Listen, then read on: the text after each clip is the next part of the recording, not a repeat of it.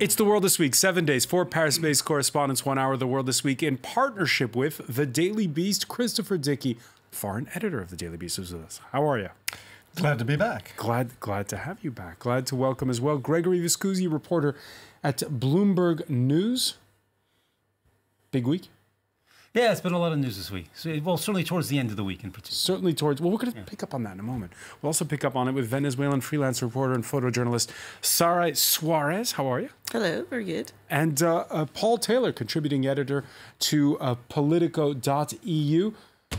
My newest compatriot. Are you going to be rooting for England or France on Sunday? I think it's going to be very hard. I think each side of me is going to be... I think the French probably are the ones who need the support most badly. There you go. All right. The World This Week on Facebook and Twitter. Hashtag World This Week. A changing wind is blowing across the Alps. The words of Italy's deputy prime minister in a tweet from Tuesday, where five-star leader Luigi Di Maio poses with activists from France's Yellow Vest movement. They had a meeting in Montargis, that's a town south of Paris. Now, that appears to have been the final straw in the first recall of a French ambassador to Rome since Mussolini declared war on France in 1940. In the statement, the foreign ministry saying this new provocation unacceptable. Mr. Di Maio, who has governmental responsibilities, should take care not to undermine our bilateral relations through his repeated interferences. Gregory Viscusi, you surprised by this? Do you agree with that French statement? I mean, it depends. He wasn't here as a member of the government. He was here as a member of a party who desperately needs allies in the upcoming European elections and who's doing very badly in Italy right now. So it's all about domestic Italian politics. On the other hand, what's extraordinary is the choice of who he went to go see. I mean, there are much more respectable Yellow Vest people who are presenting tickets, who are presenting lists, planning to present lists in the European elections. This fellow we went to meet is not one of them. Yeah, because the Yellow Vest is billed as this leaderless movement, but there are different sort of currents, There are lots of different currents, and he chose one of the more radical currents to visit, which just makes you wonder what he's up to. As far as the French reaction, I mean, the problem with withdrawing your ambassador is that it hits Italy as a state. When Di Maio came here without telling the Italian embassy here, without telling his own foreign ministry, so so the French are hitting Italian institutions that had nothing to do with this, and it kind of elevates his importance. On the other hand, it's something they just can't. The French government just couldn't let that one slide. Do you agree, Gregory, that the French have overreacted? What the Italian deputy prime minister did was clearly out of line. But yes, why was it out of line? Well, it was out of line, in terms of this is not the way that governments deal with each other, even in an era of European politics. I mean, after all, President Macron wanted to have pan-European lists in these European elections that we're going to have. In fact, we don't have pan-European lists, but of course that does mean that that all politicians are looking for allies in next-door countries. And Mr. Right, so there's nothing wrong with Di Maio going and meeting with his own allies. Right, so I think that, why is it out of line? I think he's out of line because it was done in secret. It was done in a way that really... I mean, they pretty much openly called for Macron to be overthrown. I mean, not just Mr. Di Maio, but also Mr. Salvini. But I would like to say that I think that the French have been at fault as well, that President Macron has been using for his own domestic purposes Italy's maverick government of anti-system politicians, of populists, as he calls them, for his own political benefit, and saying, we're the good guys, we're the wrestlers in the white trunks, because we're the pro-Europeans, and the rest are all ugly nationalists and populists and so on. He's used the word leprosy about some of these parties, and there've been a series of French slights towards Italy as well, which the French media is not making much of. Yeah, that leprosy comment dates back to June of last year. Is this what goes around comes around? It was Macron in some ways who did start it. Well, yeah. I mean, I think, first of all, I think what we're looking at right now, I think Greg put his finger on it, a lot of it has to do with the internal Italian politics. You have this divided government where you have this kind of semi-anarchist party, the Five Star Movement, which is what Di Maio represents, up against this former fascistic party, what used to be the Northern League party of Salvini, and they're trying to one-up each other by denouncing the French, by attacking the French. Now, maybe Macron was going too far by talking about this kind of political movement as a leprosy that plagues Europe, but in fact, he's right to the extent that most of these parties are very hostile to the idea of a unified Europe. And Salvini, for instance, is pushing to try and lead a bloc that will be within the European Parliament trying to destroy the European Union. All right, let's hear from Salvini. The face of Italy's other deputy prime minister has been plastered since Christmas on political billboards throughout the French countryside, alongside Marine Le Pen's face under the slogan, "Everywhere in Europe, our ideas are coming to power." And yet, the ambassador's recall prompting on the part of the head of the far-right league a call for magnanimity. I don't want to argue with anyone, and I want to solve the problems. But we've already turned all the cheeks that we could, and I hope that in Paris they are willing to discuss all the practical issues I spoke about. Well, now he wants to be a statesman. I don't want to take anything away from Salvini as not only a populist, but as a politician. He's quite a good politician, which Di Maio, by the way, is not a very good politician. Salvini's eating Di Maio's lunch. And Di Maio represents a party that rode to its prominence with the slogan "Vaffanculo," right? So basically, what's happened is he's getting "Vaffanculo" back from Macron. It's a fairly low... So they feed each other, right? Yeah, I think it's a little harsh to say that Salvini wants to destroy the European Union. It's a different view of the European Union. They don't want to destroy the European Union. They just want more powers for Salvini himself wants a lot more power. Yeah, they want more powers for national governments. It's a different view of Europe. You know, we might disagree with it, but to say they want to destroy the European Union, I think it's a little hard. Look at who he's allied with. He's very closely allied to Steve Bannon, for instance. And this is, oh, yes, come on. Bannon would like to think that. Well, he's telling everybody that. Bannon would like to think Bannon, that. Maybe Bannon. I think Salvini has had a perfectly successful career without Bannon.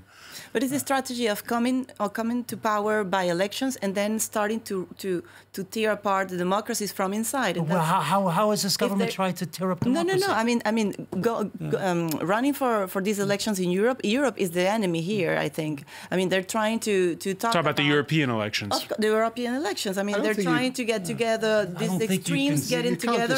Macron, in a certain way, he is an European guy. He's getting the European project devant. And so this is a fight on Europe, too. You can't disqualify people just because they want a different kind of Europe.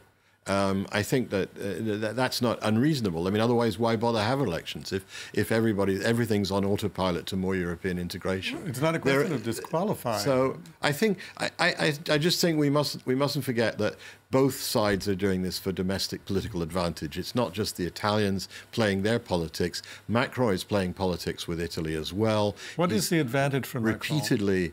Sorry? What is the advantage for Macron? I'm not sure I see it. I see the Salvini, Di Maio he's trying to disqualify his own domestic opposition by tarring them with the brush of this. I mean, there was a video paid for by the French government to try to get people excited about the European elections that had footage of Salvini talking to a crowd as if, look, you know, this is the danger coming your way if you don't vote in the European elections.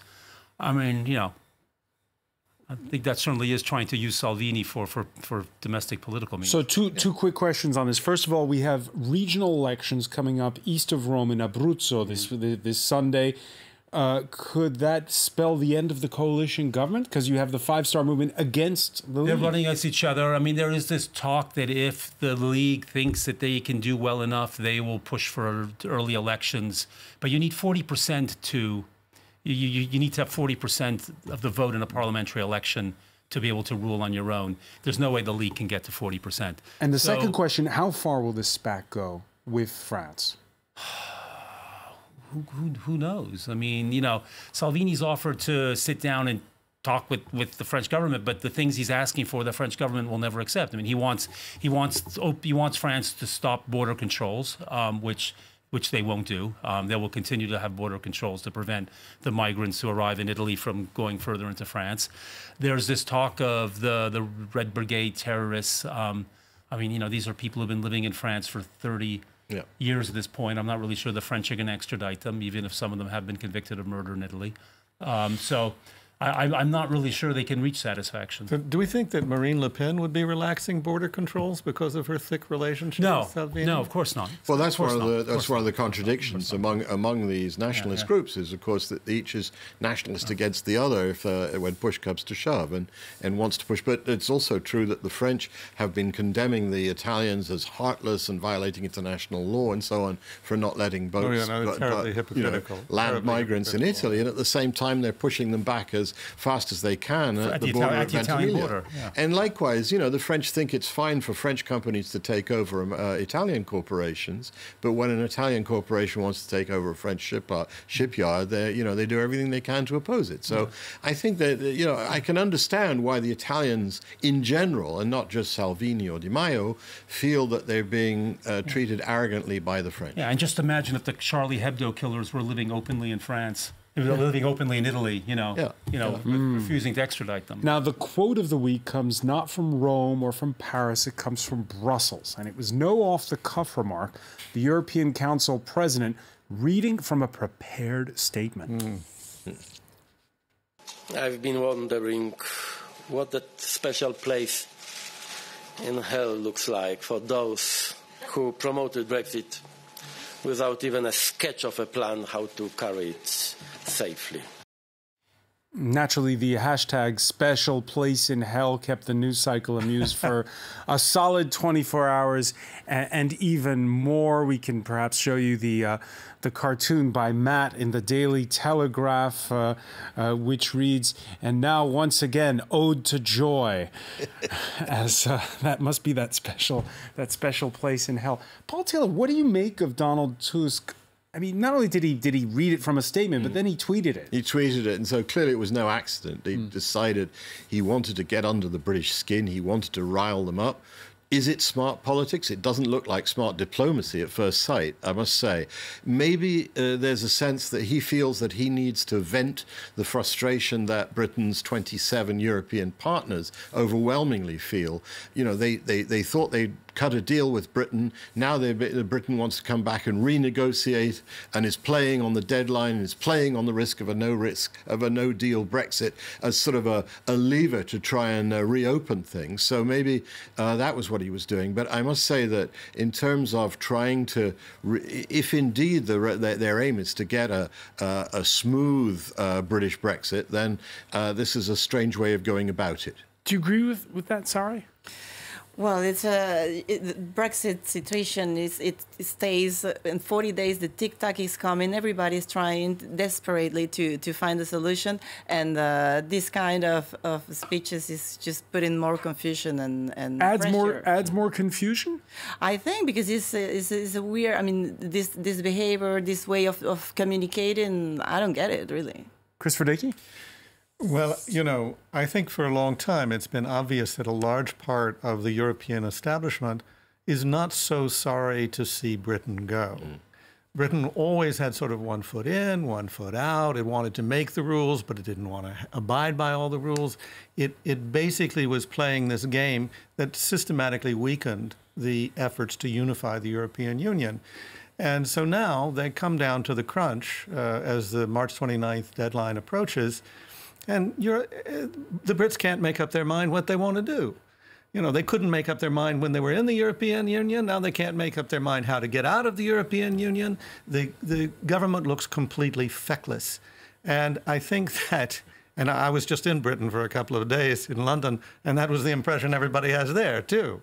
So I think that at the end of the day, Tusk was just not, it may have been provocative wording, but in fact, it's the way a hell of a lot of people, as it were, feel in Europe. Well, guess what? If the Tories can't agree amongst themselves, maybe the Prime Minister can strike a deal with the leader of the opposition, Jeremy Corbyn, who's got a 5-point plan. We need a comprehensive customs union with the European Union. We need a comprehensive trade agreement with the European Union. And we need what's called a dynamic relationship on rights at work, rights of environmental protection and consumer protection, so that this country doesn't then consistently fall behind in the future. But that's what they had before. Yeah, it's called membership. That's what they had before. That's called being a member, except if you're a member, you get to vote. You have some say in it. It's what they had before, and we're seeing all these news dispatches out of Brussels quoting anonymous diplomats saying, yes, the Prime Minister should consider Jeremy Corbyn's suggestions. Well, it's clear that if you were to have a permanent customs union, then that it largely deals with the need, or dispenses with the need for a border on the island of Ireland between North and South. But the problem with that is it's a no-go for Theresa May's party, for the Conservative Party. It would blow the party up. So it's smart politics for Jeremy Corbyn, who hasn't had a very good Brexit so far, to offer that now at this late stage. But I think he's offering it knowing full well that she will not be able to accept it. She won't be able to go for it because it would blow her party up. Should we be making something out of the fact that Corbyn, in his statement, doesn't mention the idea of a second referendum, which is what he most of the Labour... A second referendum could blow his party up, because you've got the working class electorate of Labour, which a majority of which voted to leave, and you've got the middle class and intellectual electorate of Labour and the members of Parliament who overwhelmingly want to stay. So if you have another referendum, not only does it cause, I think, undermine people's faith in democracy, it's once again seen as the elites making the people vote again until they get the right answer. I'm curious about this idea of a second referendum undermining people's faith in democracy, which is what you keep hearing. Why is one referendum democracy and a second referendum is not democracy? So you asked a different question. I would think in this time it would be a completely different question. It's do you want to stay? Do you want a hard Brexit? Do you want to accept the deal that's on the table from Europe? There's a very serious question. Why not? Those are the three choices. The three choices are you crash out, you accept the deal, or you stay. So you can have the three choices. Chicken tandoori, or you can have roast beef and Yorkshire pudding. But those are the three choices facing the country. So ask the country which of those. Sarai Suarez might be the. Sarai Suarez was pointing out there's 49 days to go. You can't. How do you break this impasse? What do you do, Gregory Viscusi? You accept the deal that they were offered. Yeah, more or less. That's the only, Is that what's going to happen, though? No. I mean, you say you've just been reporting in Boulogne-sur-Mer with the French fishermen. What do they make of this all? 49 days. The British sea waters begin 12 miles offshore. So they always go into British sea waters. They've got the full right to go there under EU law. If there's no deal come March 29th, that reverts to a sovereign sort of sea border, and they're not allowed in. And they have no idea what's happening. This is where half of their fish comes from. They have no idea what's happening. They're like fish at sea. No, I still think there's a chance she might get this deal through. Can they really? They have to dress up the bride. They have to make it look like it's something much more grand and different, and in some important ways, by putting some greater indications of a timescale for moving from the withdrawal agreement to the future relationship. Dress up the political statement. But also I think behind the scenes, Theresa May is also working on a sort of recovery, renaissance plan for the poorer regions of Britain, where a lot of Labour members of Parliament sit, and that might persuade them in the end to vote for her and make up for the hardline Brexiters who she'll never convince. All right, we've counted out Theresa May in the past and been proved wrong. How about when it comes to counting out Nicolas Maduro? Stay with us. When we come back, we'll be talking about Venezuela in the world this week.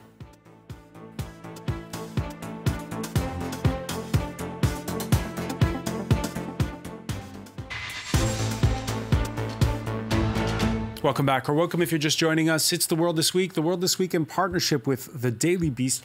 foreign editor. Christopher Dickey is with us, as is Gregory Viscusi, reporter for Bloomberg News, Venezuelan freelance reporter and photojournalist Sarai Suarez, Paul Taylor, contributing editor to Politico.eu. We were hearing that this U.S. humanitarian aid has reached Colombia's border with Venezuela, but we had a press conference by Nicolas Maduro, the embattled president, who has said who has said for his part that that it is a fake, that the humanitarian aid is fake, and that all this is nothing but a show.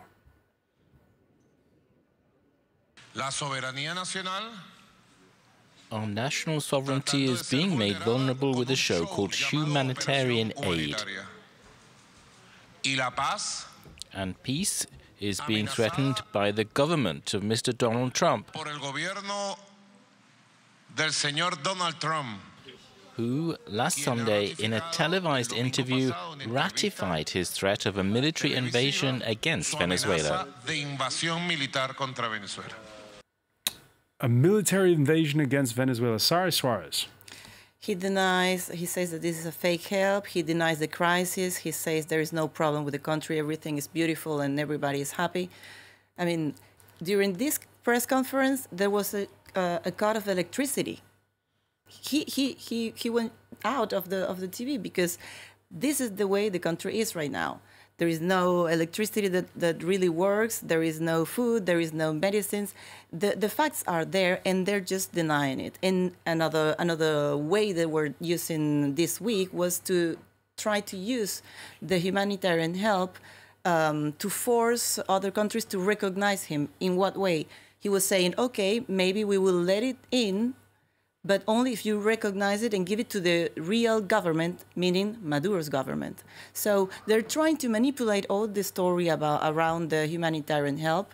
And in the middle of that, the people is just still waiting for this help in order to survive, to the illness in the hospitals, to the famine that we're almost having in the country. All right. But if you're Nicolas Maduro, you do see the distinction in the pressure that's being brought by the international community. You've got some 40 nations, including 23 from the EU, who so far have recognized the Parliament Speaker Juan Guaido as the acting president. There's a gulf, though, between a hawkish Trump administration and the nations who met Thursday in Uruguay's capital. The group aims to forge a common international approach to support a peaceful, political, democratic and Venezuelan-owned resolution to the crisis, excluding the use of force, through free, transparent and credible presidential elections in accordance with the Venezuelan constitution. Maduro has proven he will manipulate any call for negotiations to his advantage, and he has often used so-called dialogues as a way to play for time. We urge all involved to deal solely with the legitimate Guaido government. The time for dialogue with Maduro has long passed.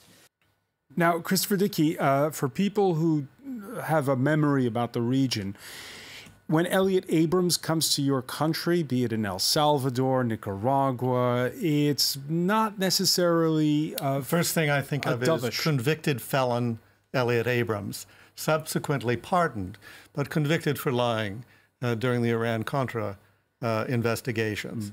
So to have him up there, Mr. Iran-Contra, Mr. Subversion in Central America, saying the time for talking is finished. Saying the time for talk is truly bizarre. But in fact, the way the Trump administration is handling this is truly bizarre. When Mogherini stands up for the European Union and says the way out of this is new, free, and fair elections, if the policy of the Trump administration is in fact directed at that goal, then it's an intelligent, statesman-like policy.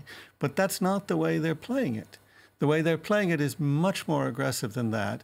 And there is a deep-seated suspicion among many people in the United States that this is a wag-the-dog kind of situation, that the more trouble Trump gets into, the more aggressive he's going to get with Maduro and with Venezuela. I'm not telling you. So Maduro has every reason to be paranoid about that humanitarian aid? Sure. We have two sides of this question. One is Maduro a thug who should be removed from power by his own people? Yes, he is. The other thing is Trump a thug who is trying to protect his own political future by playing games with Venezuela? That's also true. And who has finally found a dictator he didn't like. Has finally found one dictator that he can't relate to personally. And can the Europeans do anything useful, given that they can't even agree among themselves entirely on who to recognize or how? And what levers do they actually have to pull in this situation? Yes, good idea to talk with the other Latin American countries. If there's some way that Europeans with the other Latin American countries are able to sort of nudge things towards a transition that avoids a really bloody end to this, then I don't think Mogherini's going to get any Nobel Peace Prize.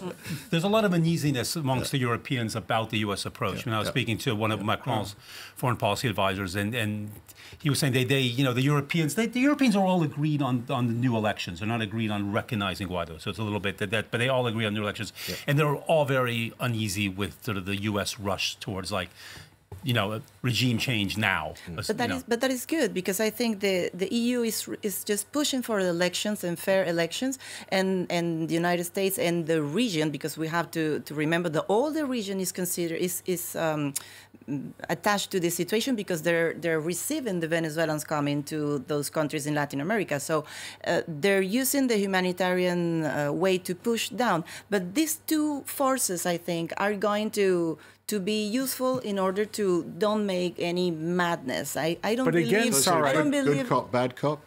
In a certain way, and I don't believe that Trump is gonna lose his head for once in order to really send an invasion of Marines coming like a field, because it will be too expensive for him. But is he providing fodder for Nicolas Maduro by talking in this hawkish manner? Well, this is gonna be obviously recovered by Maduro using this speech like the way Cuba has been doing it for years. Americans want to come and they want our oil and all that kind of affirmations, but Russia is in Venezuela not because we have beautiful flowers, and Russia the same thing. I mean, everybody's coming behind the same thing. So at least the United States were paying for the oil they were receiving, which is not the case for Cuba or other countries that were receiving the oil from Venezuela in exchange for sugar or doctors or other things. So no, Russia's paid for quite a bit.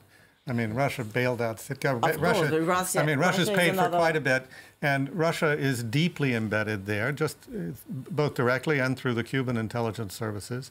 So Russia's playing a game here. This is a real challenge to the Trump administration, and it's a very dangerous situation. Also, if you've covered American foreign policy long enough, you see a certain kind of pattern over time where the U.S. will decide it wants to get rid of a dictator. It'll declare this person the most loathsome person in the world, whether it's Noriega in Panama or Gaddafi in Libya, and it will ratchet up pressure until there's a crisis it can use as a pretext for direct intervention, usually the killing of an American. And I just have seen that happen too often in too many places. So do you think to be complacent about this situation? Do you think this will end with U.S. military intervention then? I think there's the potential for that. We shake our heads. Did you think Donald Trump was going to be president? I don't rule anything out these days. And I don't think we can rule that out. And the reason that the French and so many people in Europe are uneasy is precisely because of that. It's not because they're worried about Donald Trump's rhetoric. It's precisely when he says nothing is off the table. What does that mean? So what if his deal with North Korea falls apart, which seems like it might happen? I think that's what American presidents are supposed to say, isn't it? Nothing is off the table. Sort of scare people, keep their minds focused on the possibility but even during it could get much worse for them. But there's this kind of thing, especially for somebody who wants to make America great again, who wants to show how powerful the United States is. you get to a certain point in a confrontation with a dictator where you can't back down. But with the future re-election, I mean, he's not interested in having an invasion, a military operation. Oh, it could work. No, wait. It can work to his benefit if there's a great patriotic fervor that surrounds it. I'm more worried about the paramilitary groups in Venezuela that act on the side of the law, that act by themselves, like the colectivos armados. Mm-hmm. They are really dangerous because the government of Maduro can use them to do whatever they want and just wash their hands. I absolutely agree. They're very dangerous. We're not disagreeing about what an evil thug Maduro is. There's no. But I think this is whatever you think of Trump, and I'm not in the founder member of his fan club. This is a president who's trying to pull his country out of foreign entanglements rather than to get them into new ones militarily. And I'm not sure there's something clean and surgical that could be done in a messy situation like Venezuela. I will guarantee that there are people like Elliot Abrams and John Bolton who are probably telling him there is something clean and surgical that can be done. All right. It's not Grenada. Speaking of Donald Trump's rhetoric, Tuesday's State of the Union address in the United States, a chance to witness just how much change there's been since Democrats won the House of Representatives in midterm elections. Trump didn't see all Americans can be proud that we have more women in the workforce than ever before.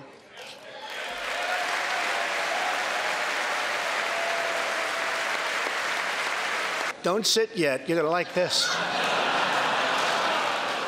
We also have more women serving in Congress than at any time before.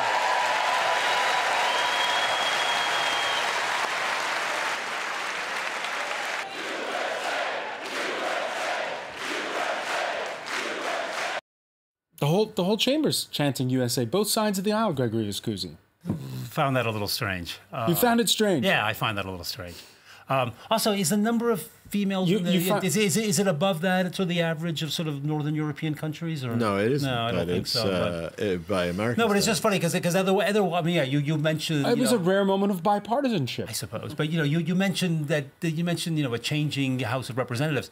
The rest of the speech didn't recognize that there's a changing House of Representatives. I mean, the rest of the speech gave absolutely no recognition of the fact that he just lost control of the House. There was no realization of that reality, nothing to offer the Democrats.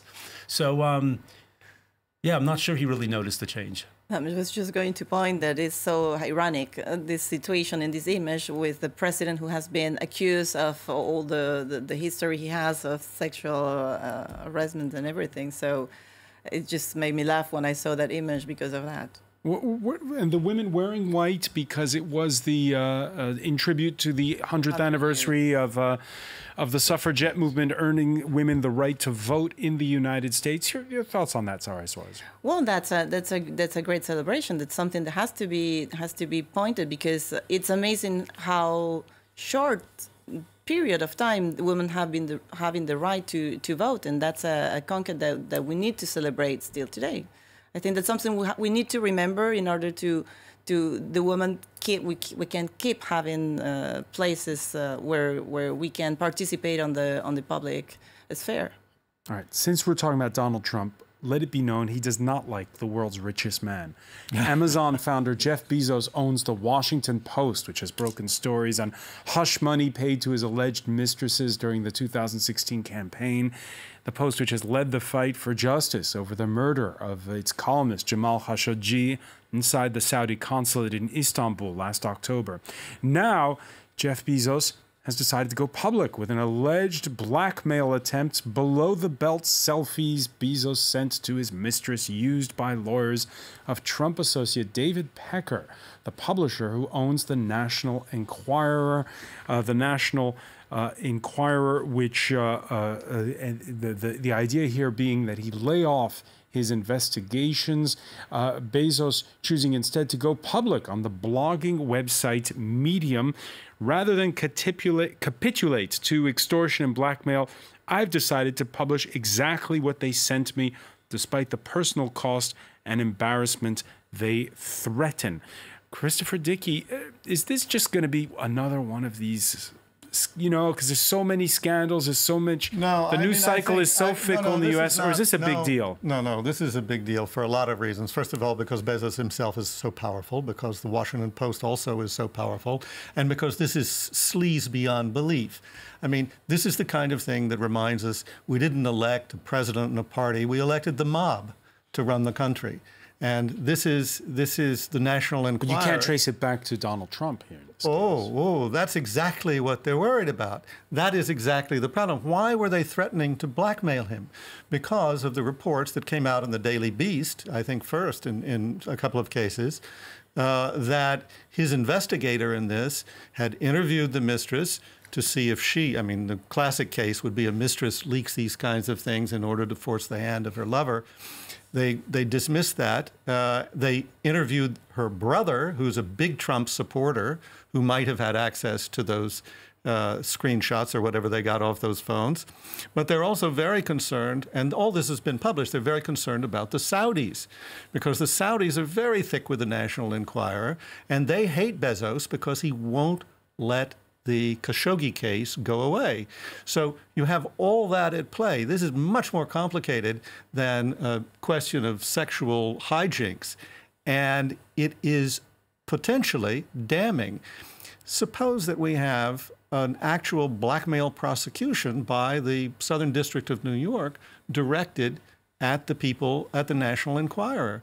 That reopens everything, because the National Enquirer had signed an agreement with the Southern District of New York that let them off the hook for paying hush money to Donald Trump's mistresses.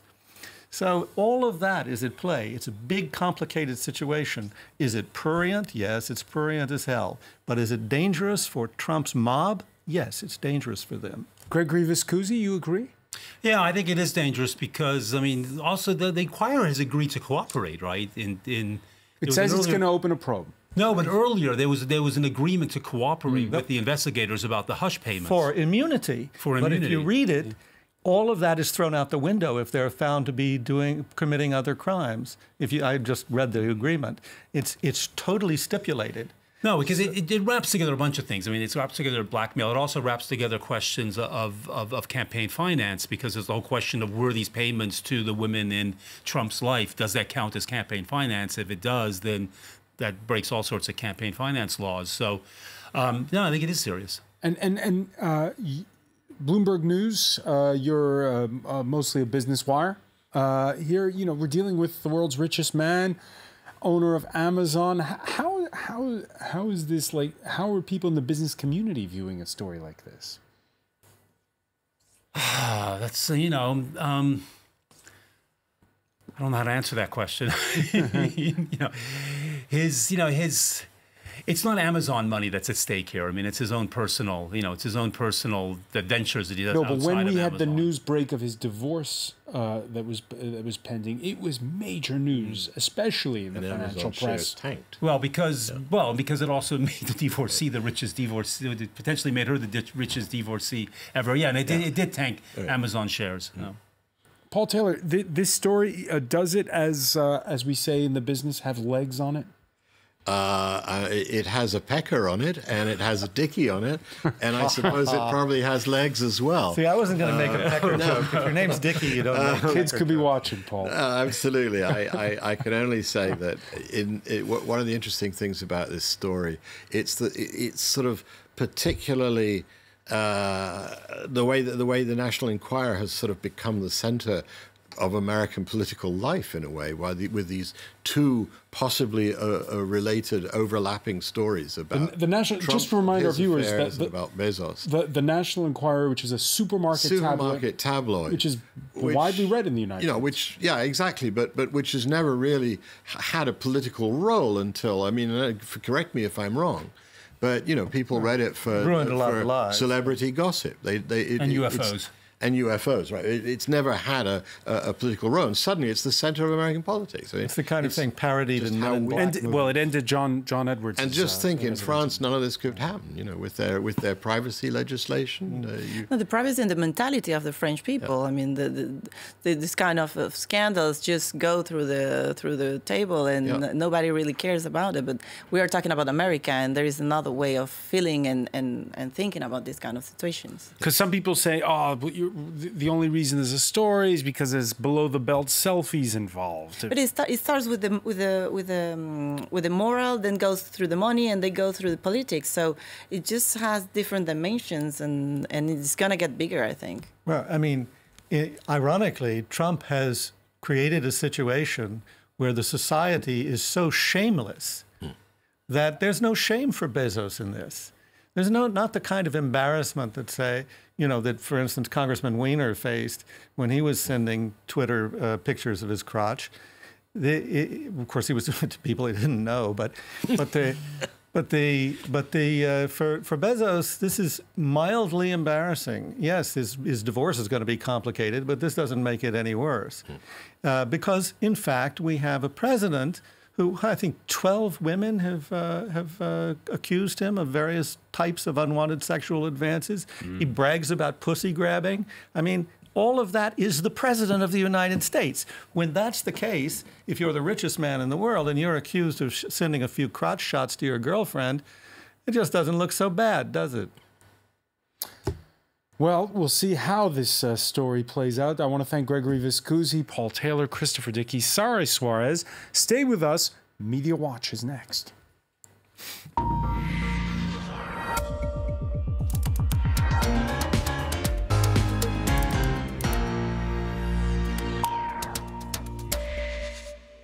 And we say hello to Simon Harding. Good evening, François. Good evening, everyone. Well, you've just touched upon it. The Bezos story has really taken the media stage by storm, so won't talk too much about it. But, of course, it headlined in most American media outlets today, New York Times, of course.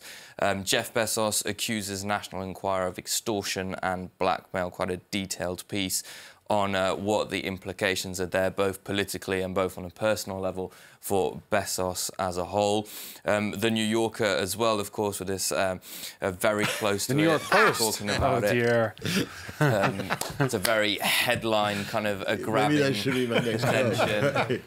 But it goes to show, I think, how this has really touched people and how it's coming to the forefront of it. And, of course, the links to Donald Trump have been very much in the media storm. I think this GIF really qualifies it quite well, because I think people definitely is the GIF of the week, isn't absolutely, it? And people are applauding him for reacting in this way, because I believe you were just saying it could be quite embarrassing for Jeff Bezos, but in the end, it really isn't.